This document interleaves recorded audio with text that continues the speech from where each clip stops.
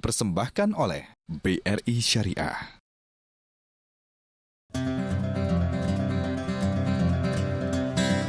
Indonesia sebagai negara berpenduduk muslim terbesar di dunia siap menjadi kekuatan ekonomi baru di dunia dengan sistem ekonomi syariah sebagai pondasinya. Pertumbuhan ekonomi syariah di tanah air sudah tidak bisa lagi dipandang sebelah mata. Dengan nilai pertumbuhan yang mencapai angka 40% setiap tahunnya, jauh lebih tinggi dibandingkan dengan pertumbuhan ekonomi konvensional yang rata-rata 17% per tahun. Perkembangan ini juga memberi imbas yang cukup besar bagi pembangunan nasional di sektor real. Peningkatan usaha mikro, peningkatan pendapatan masyarakat, perluasan lapangan pekerjaan yang pada akhirnya memperkokoh fundamental ekonomi nasional. Masih kurang, ini banyak hal yang masih harus dilakukan. Karena satu, mesti didukung dari regulasi dari pemerintahnya sendiri gitu kan. Dua adalah kesadaran dari masyarakat. Ketiga adalah orang yang mau turut serta atau memberikan kontribusi terhadap sistem syariah tersebut. Jadi menurut saya itu masih terus harus dilakukan. As in Indonesia, actually the basic root of Indonesian economic system, even before we gain our independence, I think there were so many things similar with Sharia, because they know, like I would call it paroan, which is simply revenue sharing, which is simply mudharabah in Sharia. They call it at that time they would call it something like they pay upfront for the crops. It has something to do with in Sharia economics we call it salam. We call it salam, or upfront payment sale. I would say that. They are so familiar with the credit sales. They would sell and credit like households goods.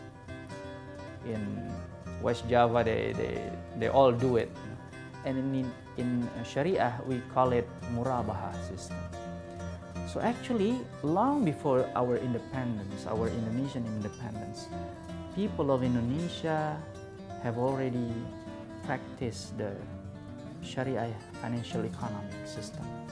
But at that time, they don't call it Sharia. They just call it simply people's economic system. And then we followed the West, implementing the conventional economic system. And we have been witnessing many downturns, many financial economic crises during our independence time, even till now. So then people look again into the Sharia financial economic system. And this time they should look at not just an alternative, but it has to be the solution of all the problems.